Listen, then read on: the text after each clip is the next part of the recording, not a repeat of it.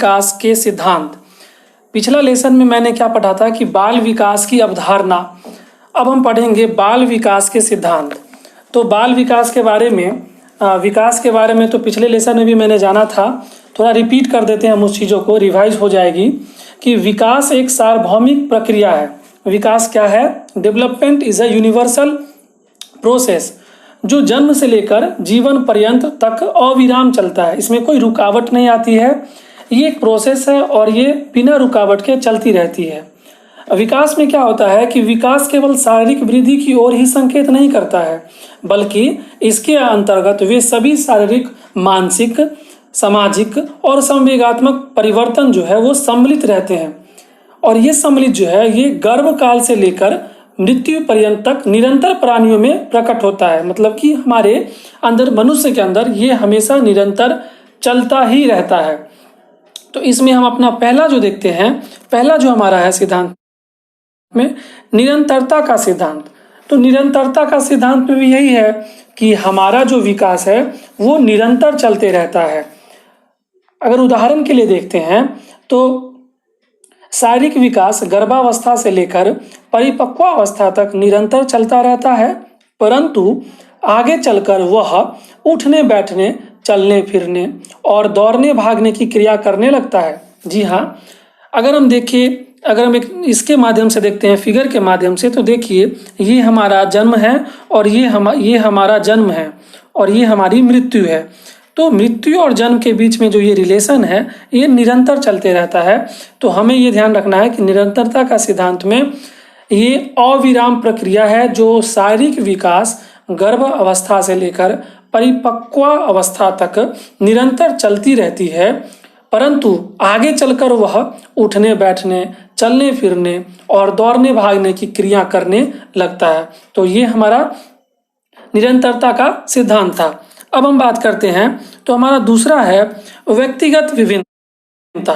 व्यक्तिगत विभिन्नता का सिद्धांत में आपको तो हमेशा ध्यान ही ये रहना चाहिए कि व्यक्तिगत लोगों की विभिन्नता आस पड़ोस से आती है, उसका परिवेश से आता है और उसके जो डीएनए, उसका जो पूर्वज थे वो किस तरह के विचारधारा पे थे और उनका कैसा रहन सहन था। तो वे व्यक्तिगत सिद्धांत में हमें ये सब प्रभावित करता है।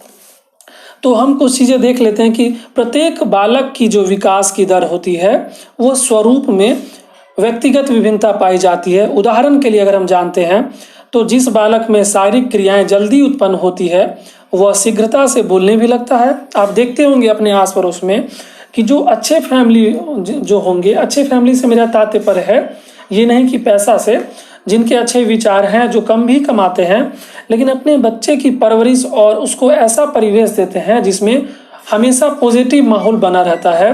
तो उसमें क्या होता है कि बच्चा जो है वो जन्म से कुछ ही दिनों के बाद, जैसे कि 2 साल में ही ऐसी वृद्धि होगी जैसे अन्य बच्चों की वृद्धि से वो लगेगा कि अरे ये कैसे ऐसा हो सकता है, 3 साल के बच्चे में इतना ज्ञान कैसे आ सकता है। तो ये हमारी व्यक्तिगत विभिन्नता आती है कि जिस बालक में शारीरिक क्रियाएं जल्दी उत्पन्न होती है वह शीघ्रता से बोलने लग जाता है। अब जिससे उसके भीतर सामाजिकता का विकास तेजी से होता है।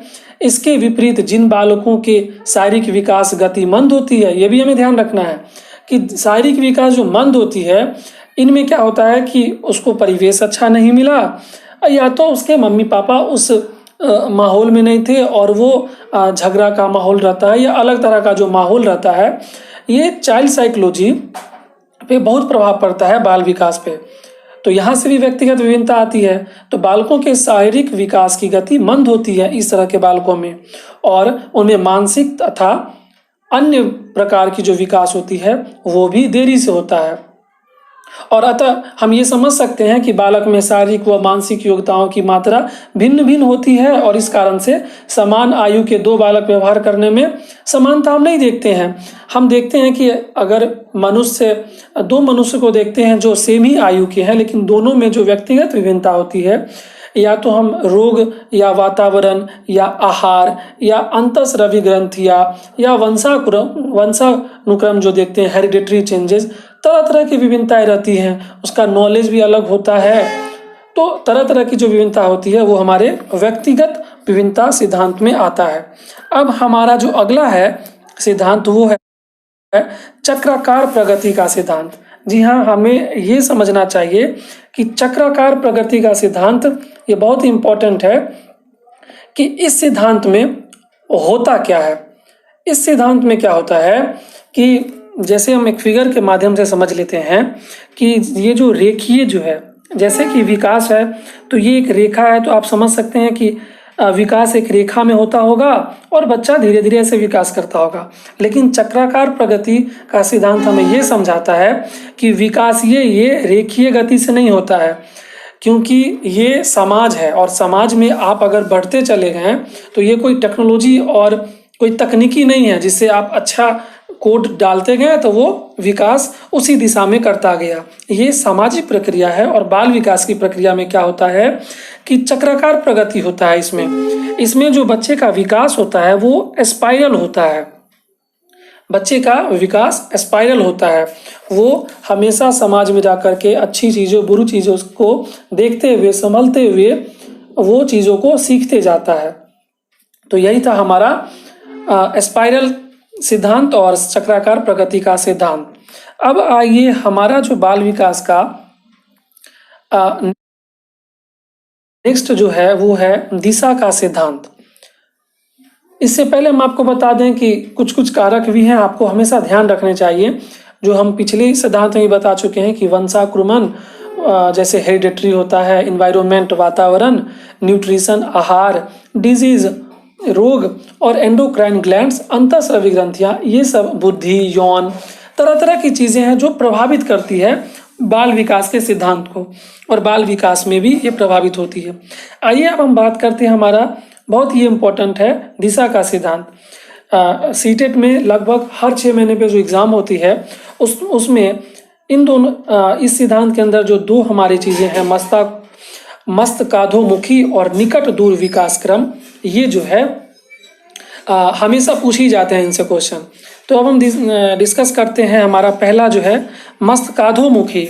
मस्तकाधोमुखी में क्या होता है कि इसमें जो विकास होता है बच्चे का वो होता है सिर से लेकर पैर तक।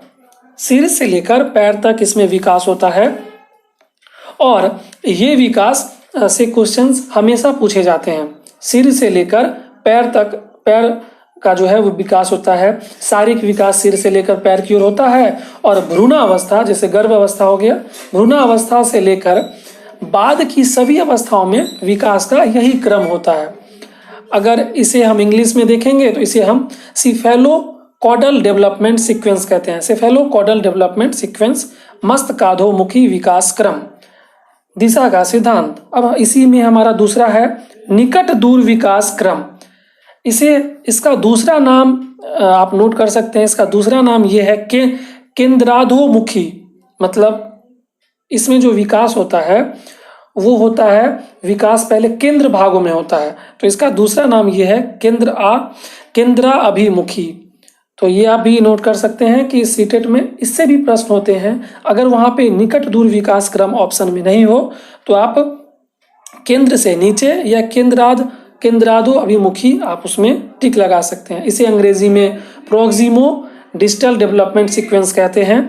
इसमें क्या होता है कि शारीरिक विकास पहले केंद्र भागों में प्रारंभ होता है और तत्पश्चात केंद्र से दूर के भागों में यह विकास होता है। जैसे उदाहरण के लिए हम कह सकते हैं कि पेट और धड़ में क्रियाशीलता जल्दी आ जाती है।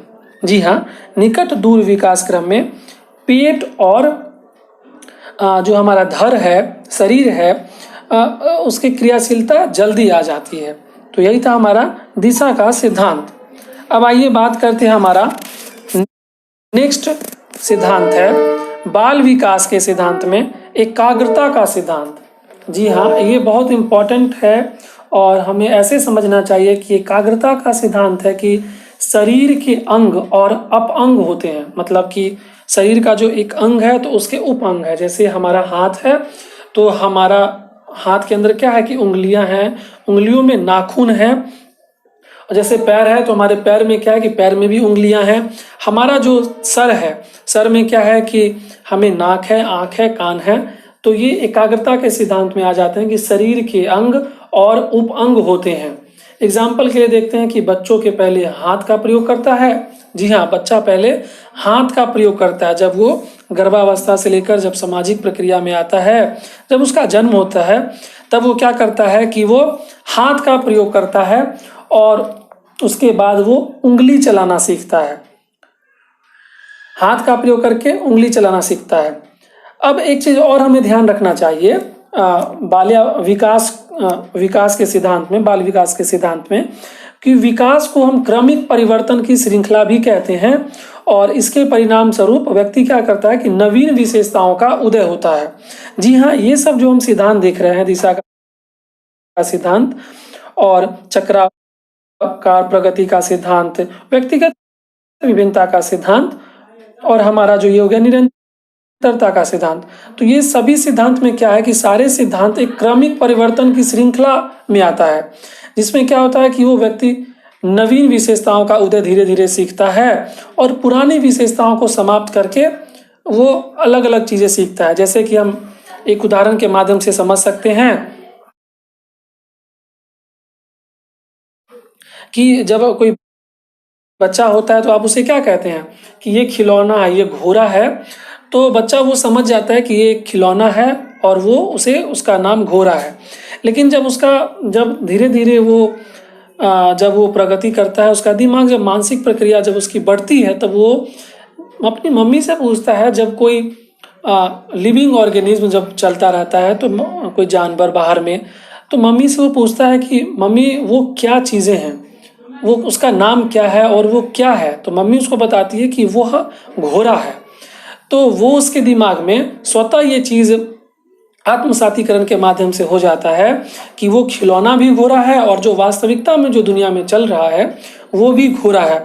तो बाल विकास में ये सब चीज़ें हैं और हमें एक राइटर की बातों को भी ध्यान देना चाहिए। एक मुनरो नाम के एक राइटर थे, उन्होंने कहा था, उनके अनुसार क्या था कि विकास परिवर्तन श्रृंखला की वह अवस्था है जिसमें बच्चा भ्रूण अवस्था से लेकर प्रौढ़ावस्था तक गुजरता है।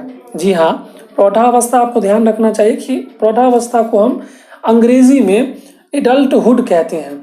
तो मुनरो ने क्या कहा था कि विकास परिवर्तन श्रृंखला की वह अवस्था है जिसमें बच्चा भ्रूण अवस्था से लेकर प्रौढ़ावस्था तक गुजरता है और इसे ही विकास कहते हैं।